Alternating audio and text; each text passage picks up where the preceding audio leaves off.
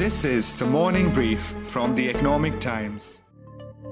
Recently, the Reserve Bank of India's Deputy Governor, T. Ravi Shankar, made an interesting point saying that the RBI is working towards a central bank digital currency, also called CBDC.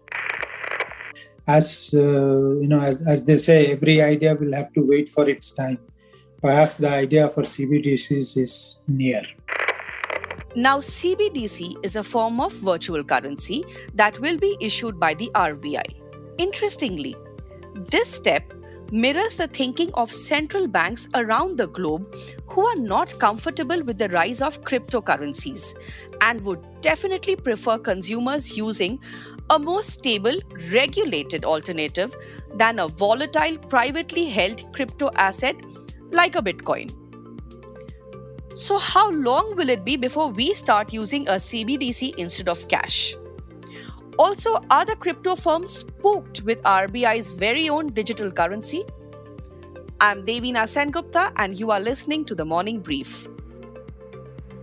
To understand more about CBDCs and buzz around them, I will be speaking to a policy expert, the CEO of a crypto exchange, and ET's in-house expert, Sugata Ghosh. CBDC issuance in India obviously will not completely witness the end of banknotes. Printing of currency will still be there. He has put it in black and white that the very idea of launching a central bank digital currency is to counter crypto. No, I think in fact it's the opposite. It's a welcome announcement, and we've been waiting for RBI to get into CBDC. But what exactly is a CBDC and how different is it from a cryptocurrency or even an online bank transfer? Here's ET's Associate Editor Sugata Ghosh explaining that. Well, online is a very different kettle of fish. Online is a traditional payment system. Instead of paying cash or giving a check, you are making the payment online. But as far as cryptocurrency is concerned, the central bank digital currency is absolutely different from the cryptocurrencies that we see today. It is issued by the central bank, it is backed by the sovereign, and it is just fiat currency in digital form. So it has absolutely no similarity other than the fact that it's a digital currency like crypto. But the essence of it's entirely different because crypto is decentralized. This is centralized. Crypto is not backed by any sovereign, and this would be backed by a sovereign. So it's just like the money we have today. It is that money, the fiat money in digital form. Sugata, RBI is positioning the central bank digital currency to counter cryptos, right? Now, will such a strategy work? No, it won't. Today, those who hold or trade in cryptocurrencies do it for a very different purpose. Say 95%, 99% of the people who buy cryptos are hoping that the bull run in crypto would continue. For them, it's like betting on stocks. There is very little difference. The only difference is that crypto is far more complex, far more volatile. The rest of them, the balance 2% or 3% people, they buy or sell cryptos to launder money, to buy drugs, or for activities that aren't really kosher. So none of this can exactly be carried out by the central bank digital currency. So central bank digital currency, it's no match for cryptos. But then RBI has to be seen doing something to support innovation. If you see, the cryptos owe their origin to the distrust and contempt towards central banks, sovereigns, and fiat money. Now, I'm not saying that the central bank digital currency will not serve any purpose. It can have very deep macroeconomic implications, things which we are not in a position to fathom today, or it can permanently change our payment behavior, spending habits over the long term. It can influence or it can quicken the velocity of money, that is the pace at which every rupee changes hands. But then it can never be a replacement for cryptocurrencies that we have today.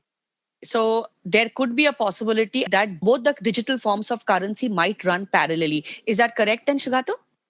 It is possible as long as RBI allows or the government don't put further restrictions on the restrictions which are already there on crypto trades. Right. So what kind of timeline are you looking at?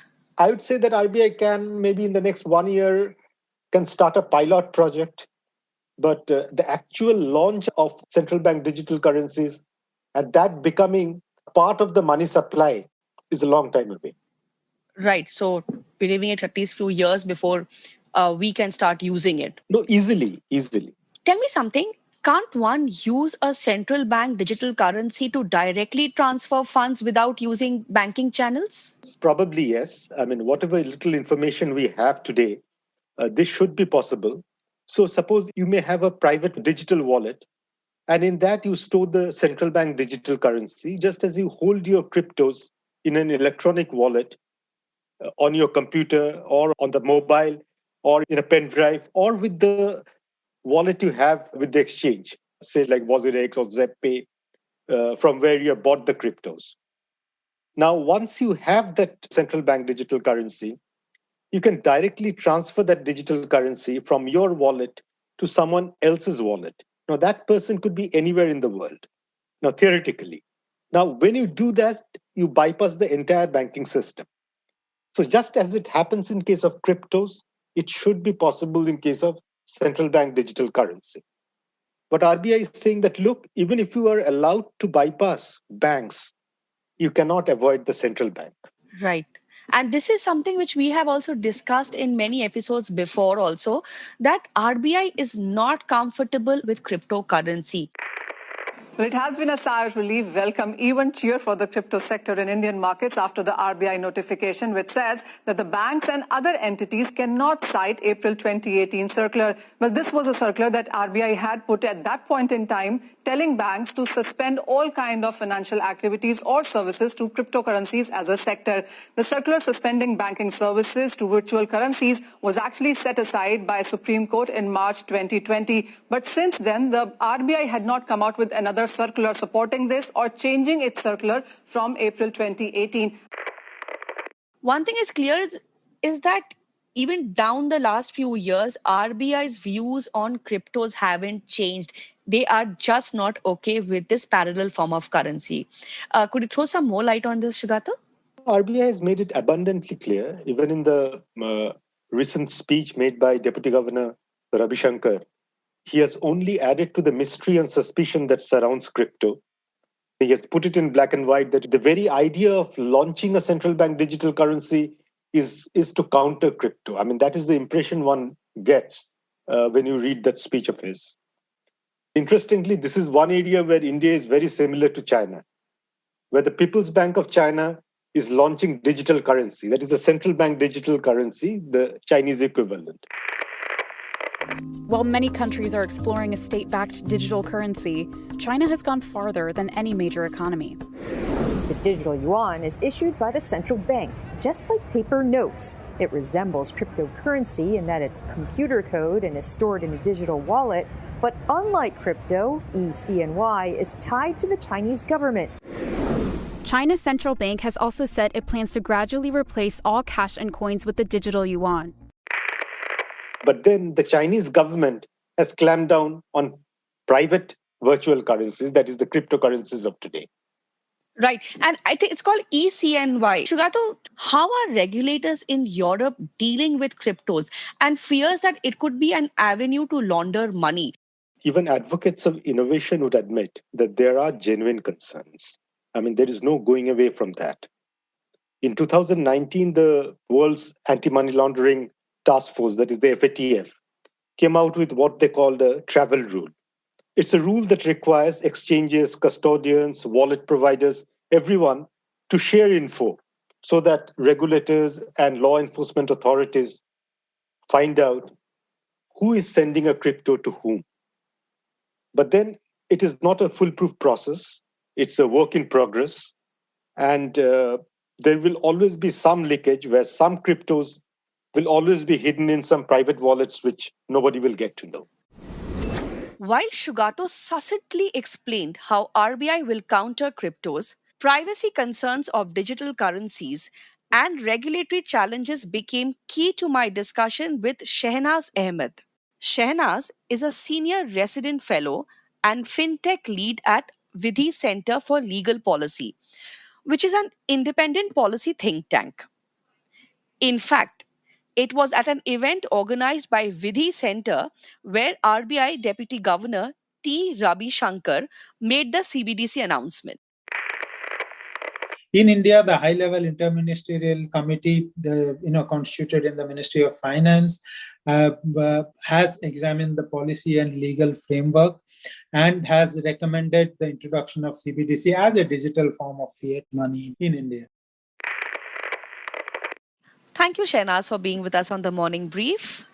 Thank you, Devina, for having me. Shehnaz, how difficult will it be for RBI to bring in a digital currency? I mean, there are laws out here. For example, there is the IT Act, there is a Coinage Act, and legal changes and amendments have to be brought into these laws. So, how difficult will this process be? Sure.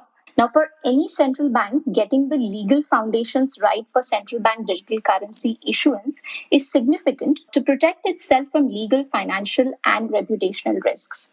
First, I think, is the legal authority of the Reserve Bank of India to issue digital currency.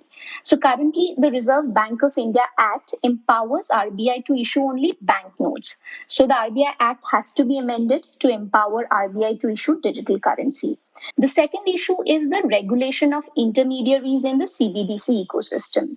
Many central banks are basically exploring a retail central bank digital currency model where central bank provides the core system, but most consumer-facing activities are outsourced to regulated intermediaries from the private sector. So if RBI decides to adopt a similar model, a regulatory framework for such intermediaries will be required. The third is the implication of CBDC issuance on other laws.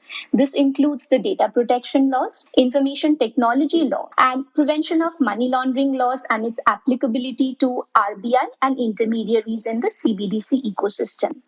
That's a lot of changes that need to be done. So, timeline, can we look at a couple of years?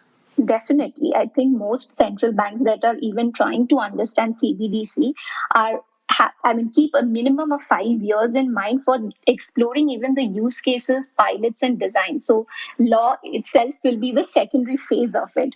So, yeah, definitely. In Europe, the central banks out there for an euro, they have given at least a timeline of not before 2025. Shehnaz, you have raised the privacy point earlier. Now, privacy concern is an issue in CBDC because a similar move has been made in China, right? They call it the ECNY, and about 70 million transactions have been made under their digital currency. But from what I understand, the government does have access to end-to-end encryption. Privacy concern was also raised for the European banks who are trying to bring in digital currency. Can you explain to all of us what does it mean? Sure. So, user privacy is one of the most important considerations for central bank digital currency. Now, in one extreme end, CBDC may be designed to provide access to user and transaction information to the central bank. So, in such a case, the design raises concerns about privacy and possible surveillance by the state. Now, on the other hand, some argue that CBDC, like cash, may provide anonymity. So, this in turn, I feel, would facilitate large scale money laundering and illegal financing. So, for central banks, CBDC issuance, I think, will always present a trade off between satisfying privacy concerns and mitigating risks to financial integrity. Now, the central banks of G7 countries in a report correctly notes that full anonymity is not plausible with the CBDC, as CBDC would need to be compliant with anti-money laundering laws. So, a key policy question here will be in deciding what data may be stored, who will store the data, who can access what parts of the data, and under what circumstances. Shehnaz, isn't money laundering and data mapping, or in fact the lack of data mapping, exactly the issue that the central banks have with cryptocurrencies?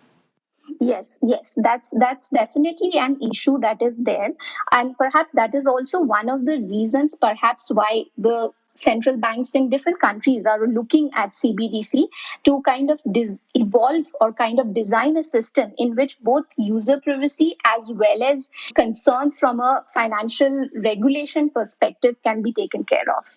Who are the banks? China is, for instance, doing it. In Europe, we are seeing banks coming up with CBDC. Now, the European Central Bank is formally beginning a project to create a digital euro. The plan aims to react to the growing popularity of cryptocurrencies and online payments. Any other countries or regions that you can help us with? Yeah, so I think a lot of countries are trying to understand that, including you have the Bank of England, which is studying that. You have Bank of Japan, you have Bank of Thailand, advanced economies in particular, I would say, which have a lot of penetration of digital payments, are definitely looking at privacy as an important issue in their CBDC design.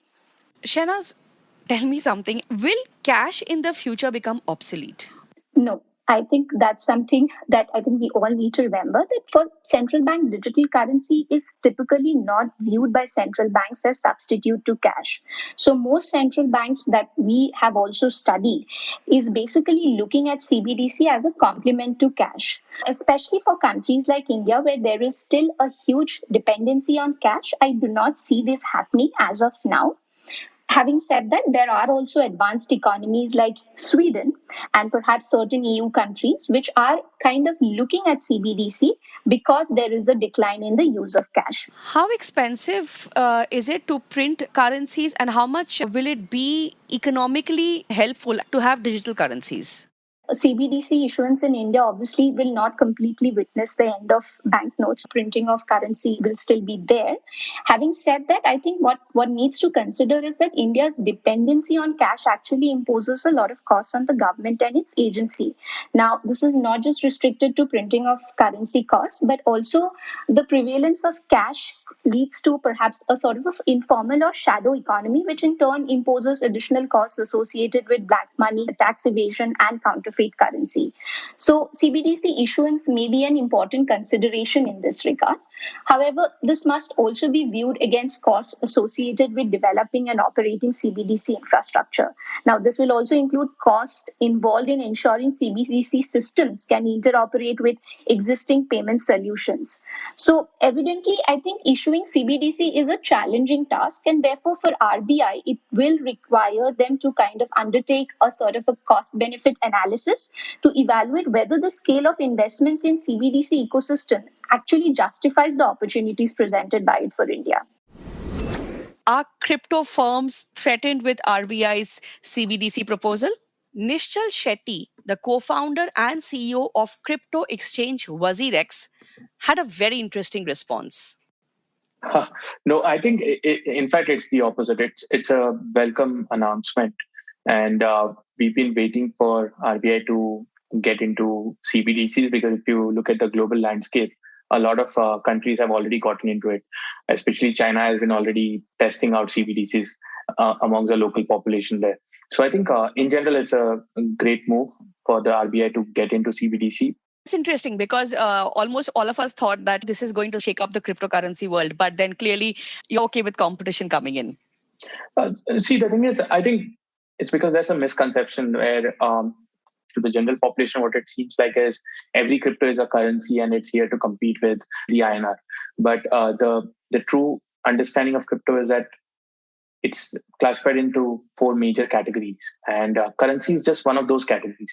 And if you look at the crypto ecosystem, currency, while it's a good use case, but there are other use cases like assets and utilities, which is where maximum of the crypto fall into. Like, for example, Bitcoin is an asset class, much like gold, rather than a currency like, let's say, the INR.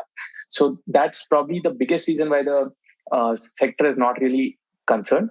The good that can come out of this is there would be better regulations, where the RBI would also understand and tweak existing laws to accommodate digital currencies or cryptocurrencies. And that would be positive even for the sector in general, which is why it's seen as a welcome change. If and when this CBDC proposal gets materialized, it's of course going to take a while.